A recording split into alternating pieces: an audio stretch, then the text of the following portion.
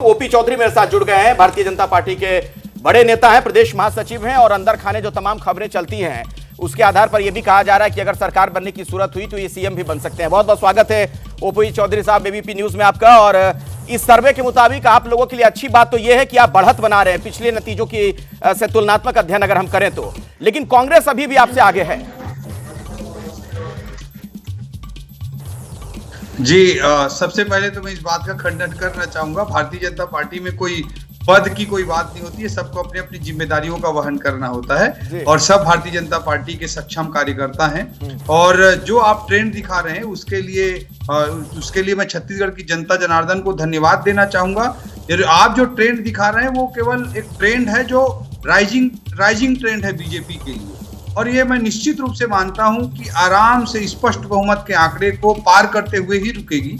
इस बात से मुझे कोई संदेह नहीं है, क्योंकि जब ट्रेंड होता है, आप भी मानते हैं कि जब एक ट्रेंड एक डायरेक्शन में होता है तो एक लंबे दूर तक जाती है। और भारत में लगातार आप देखते हैं कि अभी पिछले 10-20 सालों से डिसाइसिव वोटिंग का पैटर्न भारतीय मतदाता के मन में रहता है। तो निश्चित रूप से ये जो पॉजिटिव राइजिंग ट्रेंड बीजेपी के पक्ष में है वो स्पष्ट जनादेश की ओर भारतीय जनता पार्टी को लेकर जाएगा और भारतीय जनता पार्टी की छत्तीसगढ़ में सरकार बनने जा रही है। नहीं देखिए, वोट परसेंटेज के लिहाज से तो बहुत बड़ा जंप आपके लिए है। यहाँ पर जो ये सर्वे है उसके आधार पर मैं बात कर रहा हूं। पिछली बार जब 15 सीटें आप लोग को मिली थी 33% वोट मिला था, इस बार 41% तक आप लोग पहुंच गए हैं। लेकिन आप ये कह रहे हैं कि आंकड़ा और बढ़ेगा, कहां तक जाएगा, आपकी क्या उम्मीद है? कहां तक जाएगा, आपकी क्या? मैं मानता हूं कि सुस्पष्ट बहुमत की सरकार भारतीय जनता पार्टी छत्तीसगढ़ की जनता जनार्दन बनाने जा रही है और इसमें कोई संदेह नहीं है। ये आंकड़ा निश्चित रूप से स्पष्ट जनादेश के रूप में भारतीय जनता पार्टी के पक्ष में आएगा।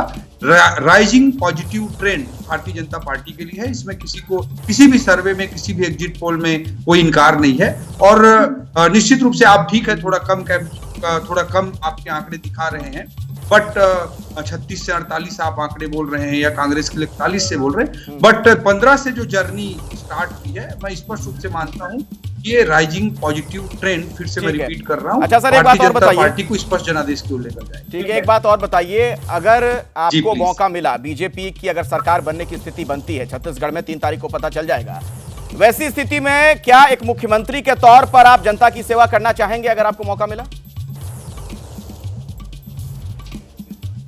कृपया अगर, मगर, इफ, बट ये सारे टर्मिनोलॉजी आप मीडिया के साथियों के लिए हो सकता है। भारतीय जनता पार्टी के में ये कल्चर नहीं है और इसमें तो कोई पद नाम की चीज नहीं होती है, दायित्व होता है, रिस्पॉन्सिबिलिटी होती है। और बहुत सीनियर नेता हमारे भारतीय जनता पार्टी में हैं।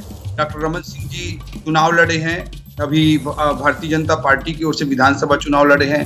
हमारे प्रदेश के अध्यक्ष अरुण साव जी हैं, बृजमोहन अग्रवाल जी हैं, अजय चंद्राकर जी हैं। नहीं, अगर आपको दायित्व मिल गया तो अगर मगर मैं ही पूछ लेता हूं सर, क्योंकि अभी नतीजा तो आया नहीं है, सर्वे के आधार पर सवाल है, तो अगर आपको मौका मिला तो दायित्व का निर्वहन करना चाहिएगा कि नहीं?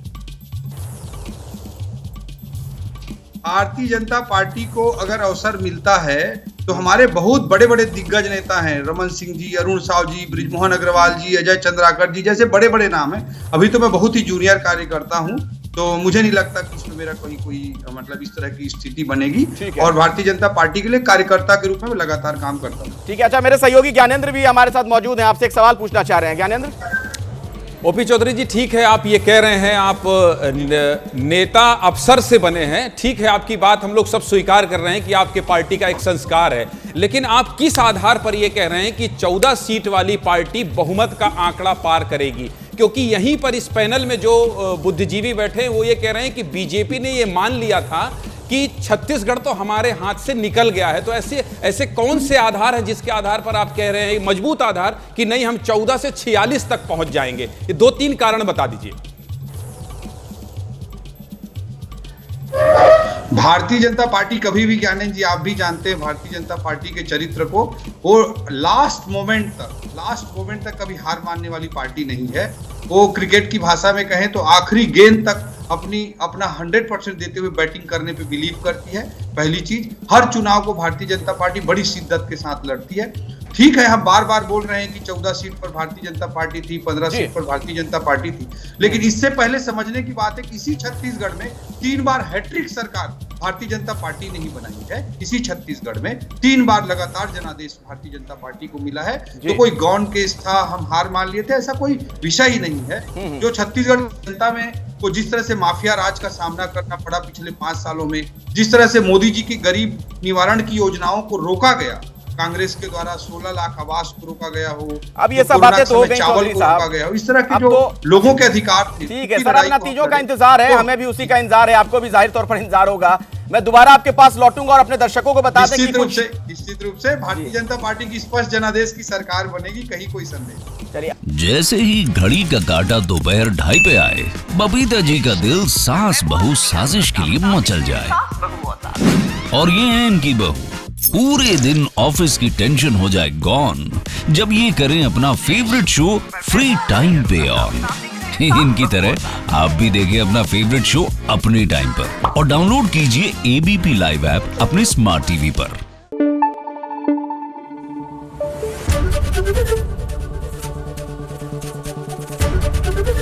एबीपी न्यूज आपको रखे आगे।